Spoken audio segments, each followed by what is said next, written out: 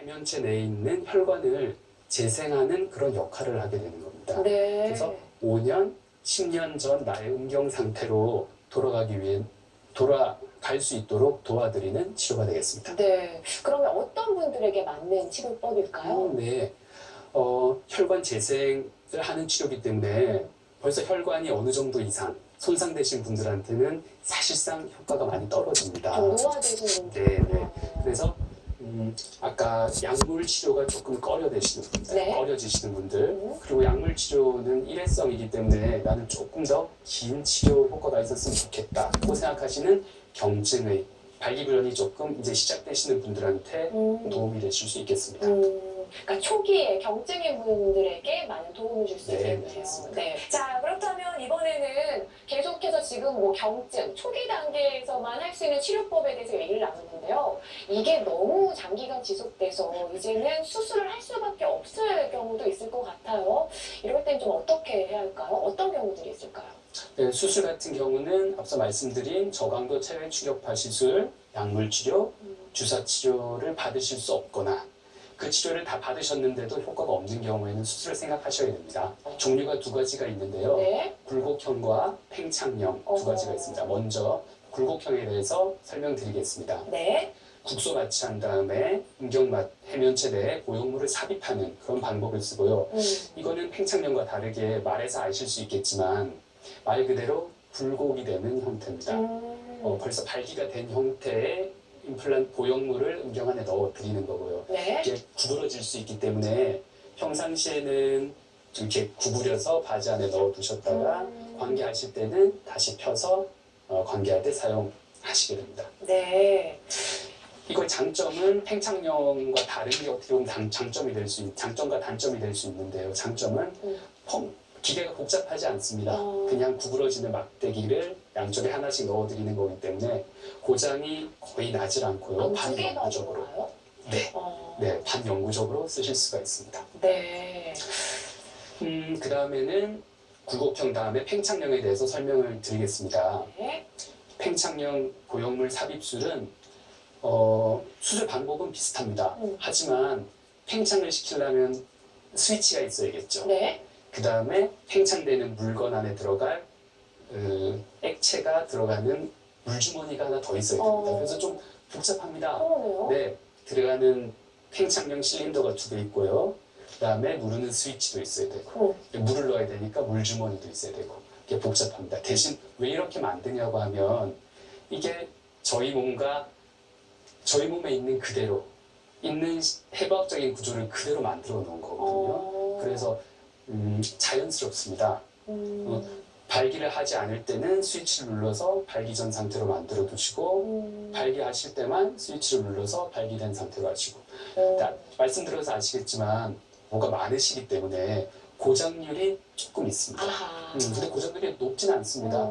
저희가 10년 사용하셨을 때 한 1%에서 3% 정도 쓰시기 때문에 뭐 고장률이 굴곡형에 비해서 높다는 거지 팽창형 하나만 보더라도 그렇게 높은 편은 아닙니다. 네. 그렇다면은 주의사항, 뭐 부작용 이런 것들은 또 없을지. 네. 아무리 작은 수술이라도 수술이기 때문에 수술 후에 너무 무리한 활동을 하시면 안 되고 지켜야 될 건 지켜주시는 게 맞겠습니다. 뭐 관계를 바로 가지면 안 된다든지 그런. 네네. 그리고 또 하나 더 말씀드리면 네. 이 수술을 받으시면 다시 앞으로 가실 수는 없으세요. 네.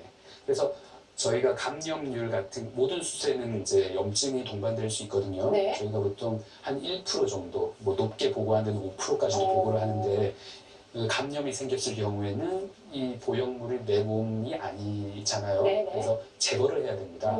제거를 하게 되면 사실상 다시 보형물을 넣지 않는 이상 본인이 발기를 시킬 수는 없습니다. 스스로는 안 네, 된다. 이게 가장 큰 단점일 수 있겠네요. 자, 모든 치료에는 부작용이 있을 수 있다는 점, 그리고 개인의 증상이나 정도에 따라 치료 효과가 달라질 수 있다는 점, 이런 점들은 좀 명심해 주셨으면 좋겠습니다. 자, 오늘은 중년 남성의 고민, 비뇨기 질환이라는 주제로 이야기 나눠보고 있는데요. 방송 보시는 여러분들께서 직접 참여해 주실 수 있습니다. 아, 나도 이런 문제가 있고 고민이 있었다. 어디다 얘기할지 좀 막막했다 하시는 분들 많으실 것 같은데요. 지금 전화기 들어서 아래 나오고 있는 번호로 연락 주시면요. 저희가 친절하게 도움 드리도록 하겠습니다.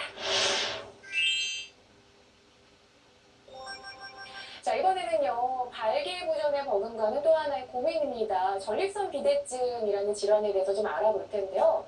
이게 얘기는 많이 들어봤는데 정확히 어떤 질환인지는 잘 모르겠어요. 어떤 건가요? 일단 전립선에 대해서 먼저 말씀드리겠습니다. 네. 전립선이란 말은 오줌부 앞에 서 있는 내분비 기관입니다. 말 그대로요. 네. 전립선은 정상적으로 사정액에 안에 있는 정자를 보호하기 위한 사정액을 분비하는 기관이고요. 네. 크기는 한 15g 내외로 밤톨만한 크기입니다. 나이가 들면서 점점 커지거든요. 그래서 점점 커지기 때문에 유병률이 점점 올라가는 것입니다. 아, 그래서 비대해진다고 해서 비대증이고요. 전립선은 1년 또는 2년에 사람에 따라 차이는 있지만 한 1g 정도 서서히 크기가 증가하게 됩니다. 그러나 요즘에는 이제 식단이 서구화됐기 때문에 점점 이런 전립선 비대증 유병률이 높아지고 있는 그런 현실입니다.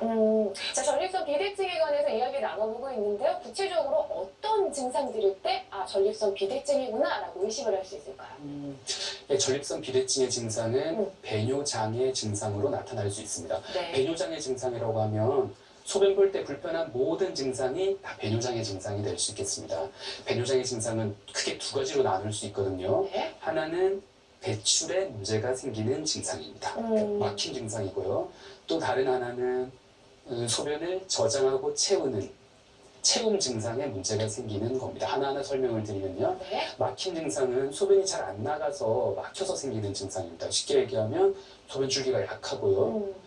힘을 주셔야만 소변이 나가시고, 찔끔찔끔 나오고. 네, 소변이 보셨다가 끊겼다가 또 힘주면 보셨다가 끊겼다가 하는 것도 그럴 수 있고, 소변을 다 보신 다음에 뚝뚝뚝뚝뚝 이렇게 떨어지는 것들도 막힌 증상이라고 할 수 있겠습니다. 네. 이에 비해서 채움 증상, 소변을 저장하지 못해서 채움하는 기능에 문제가 있는 증상은요, 채우지 못하기 때문에 자주 가시는 증상. 아하. 네. 소변이 보고 싶다고 하면 참지 못하고 급하게 가셔야 되는, 소변이 보고 싶은 느낌이 드시면 빨리 가셔야 돼요, 이런 분들은. 그리고 심한 경우는 이제 더 심해지시면 실수하시는 분도 있고요. 밤에 주무시다가 화장실을 3번, 4번 가셔야 되는 분도 있습니다. 한 번, 2번 정도는 어떻게 하실 수 있지만 이제 3번, 4번, 5번까지 가시는 분들은 잠을 못 주무세요. 그러시네요. 네, 잠을 못 주무시기 때문에 낮 동안의 일상생활에도 큰 지장을 받으실 수 있습니다. 자, 그렇게 해서 전립선 비대증이다라고 이제 밝혀지면 어떻게 치료를 하면 될까요? 네, 전립선 치료는 크게 3가지로 나눌 수 있습니다. 약물 치료와 수술 치료 전에 생활 습관을 고친다던가, 그다음에 배뇨 습관을 고치는 관찰 대기요법이 있을 수 있겠고요. 네. 가장 대표적인 전립선 비대증의 치료제인 알파 차단제와 5알파 환원 요소 차단제를 쓰는 약물 치료, 마지막으로 수술 치료를 들 수 있는데요. 네. 수술 치료는 크게 전립선 조직을 자르거나 태워버리거나 없애버리는 전립선 절제술이나 레블릭스 레이저 시술이 있고요. 그다음에 전립선을 결찰하는 특정실을 이용해서 결찰하는 전립선 결찰술이 있겠습니다. 네. 그러면 이 질환 또한 앞서 말씀드린 발기부전처럼 뭐 생활 습관부터 개선하고 약물 치료하고 했는데도 안 되면 이제 최종으로 수술을 생각해 보시는 건데 네. 수술은 어떻게 이루어지는 건가요? 수술에 대해서 말씀드리면 네. 대표적인 수술법인 레블릭스 레이저 수술과 전립선 결찰술에 대해서 설명을 먼저 드리겠습니다. 말이 어렵네요. 네. 레이저 수술은 결국 전립선 조직을 일부 없애는 수술입니다. 소변이 나가는 길을 이렇게 막은, 비대증이 생겨서 막은 조직을 태워 없애거나 잘라 없애거나 이렇게 절제하는 시술이고요.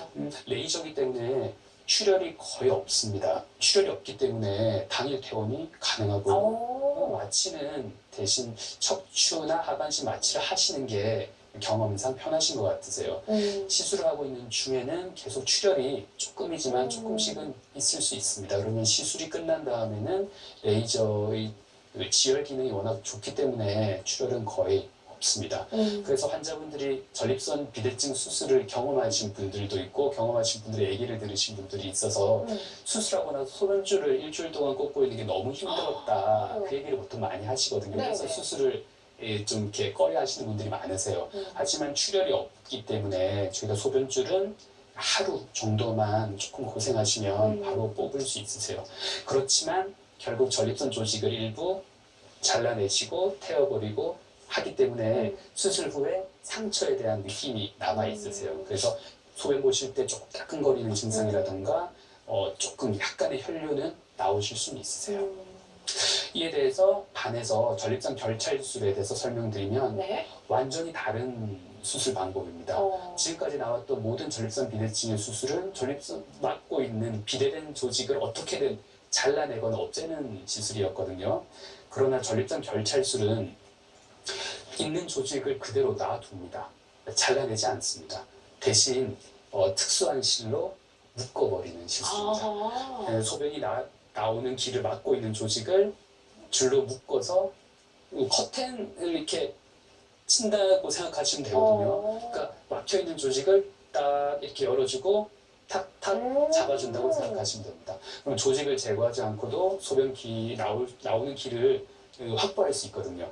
그래서 보시면 이 설명을 드리면 나머지가 다 이해가 되실 겁니다. 그러니까 큰 수술이라기보다는 시술에 가깝기 때문에 그냥 당일 시술하시고 당일 퇴원하시고 시술 시간은 길어봤자 20분, 뭐 짧게는 10분, 5분 이렇게 그냥 시술 시간이 아주 짧게 됩니다. 그리고 마취도 국소 마취로 가능하거든요. 그냥 간단한 국소 마취로 있고 출혈도 거의 없습니다. 그냥 2번 또는 4번 이렇게 콕 잡으면 되기 때문에 출혈도 거의 없고. 그래서 기존의 전립선 수술에 대해서 많은 걱정이 있으셨거나 나는 받을 수 없는 몸 상태를 가지고 계셨던 분들도 전립선 결찰술로 도움을 받으실 수 있겠습니다. 네. 자, 그렇다면 이것도 영상 준비되어 있는데요. 영상 보면서 어떤 수술인지 좀 살펴보도록 하겠습니다. 남성 요도 안으로 들어가서 전립선 결찰술을 하는 화면인데요. 네. 지금 보시면 비대된 전립선이 소변 나오는 길을 양쪽에서 막고 있습니다. 네, 거기에 저희가 내시경으로 이렇게 들어가서 아까 말씀드린 특수한 실, 네, 결찰할 수 있는 실을 발사를 하게 됩니다. 네. 그래서 커튼처럼 저렇게 묶어주는구나. 반대편에서 누가 잡아야겠죠. 네, 저렇게 딱 우리 배 밑에 단 내리듯이 딱 잡을 수 있는 게 나오고 반대편에서도 잡을 수 있는 게 나오게 됩니다. 지금 보시는 게 전립선 결찰술에 사용되는 이식되는 실입니다. 지금 양쪽은 티타늄으로 되어 있고 가운데 실은 녹지 않는 실로 되어 있습니다. 티타늄 같은 경우는 많이 아시다시피 저희 뭐 고관절이나 척추 수술하실 때 쓰는 그런 금속이기 때문에 인체 전혀 무해한 금속이고요. 이 실 같은 경우는 녹지 않는 실을 쓰기 때문에 거의 반영구적으로 사용할 수 있다고 생각하시면 되겠습니다. 네. 자, 이렇게 해서 전립선 결찰술 어떻게 진행이 되는지 영상까지 함께 만나봤습니다. 영상 보니까 굉장히 간단하다라는 생각이 드네요. 네, 여러분들도 느끼셨을 것 같은데. 자, 계속해서 이번에 또 이런 치료 방법에 성공하신 분들도 계실 것 같아요. 이 환자들의 사례들 좀 만나보도록 하겠습니다. 65세 남성분이시네요. 10년 전 뇌졸중으로 쓰러져 치료 경험이 있고 5년 전부터 혈액 투석 중입니다. 3, 4년 전부터 잔뇨감이 발생하면서 소변 참기도 힘들고 또 소변 때문에 잠을 잘 수가 없게 되었습니다. 3년 전부터 전립선 약을 먹고 있지만 아무런 변화가 없는 것 같습니다. 수술을 받아볼까 생각도 해봤지만 혈액 투석 중에도 수술이 가능한지 또는 다른 치료 방법이 있는지 궁금합니다. 라는 환자 사례입니다. 자, 이런 분들은 어떻게 해야 될까요? 네, 너무 안타까운 사연이네요. 10년 전부터 뇌졸중으로 예, 병원 생활 오래 하셨겠는데 또 5년 전부터 혈액 투석 중이라고 하셔서 소변 때문에 잠도 못 주무신다. 네, 네. 지금 배뇨 증상이 너무 심하셔서 뭔가 해드려야 될 상황이신데 네. 지금 기존의 수술 같은 경우는 지금 혈액 투석 중이시기 때문에 이런 분들은 출혈 용량이 꽤 높으세요. 피가 잘 나시는 분들이기 때문에 기존 수술은 하시는 분도 힘들고 받는 분도 부담스러우셨을 겁니다. 이런 분들은 전립선 결찰술이 많은 도움이 될 수 있을 것 같습니다. 수술에 대한 부담감도 없고 출혈의 가능성도 거의 적기 때문에 하시면 많은 도움이 있을 수 있겠네요. 네.